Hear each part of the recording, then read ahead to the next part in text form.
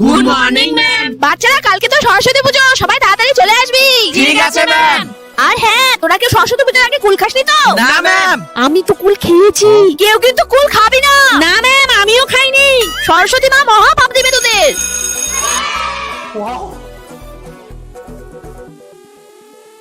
আরে তুই এতগুলো কুল কি করবি?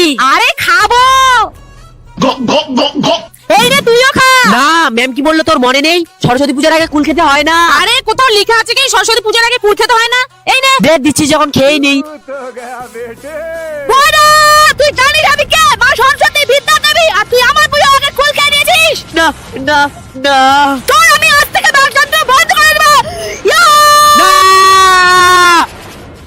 মা, মা আমার ভুল হয়ে গেছে, আমাকে ক্ষমা করে দাও। আমি আর সরস্বতী পূজার আগে কোনোদিনও কুল খাবো না। ঠাকুর আমার ভুল হয়ে গেছে, ঠাকুর আমাকে ক্ষমা করে দাও। মা আমার ভুল হয়ে গেছে, মা আমাকে ক্ষমা করে দাও। মা, আরে আমার ভুল হয়ে গেছে মা।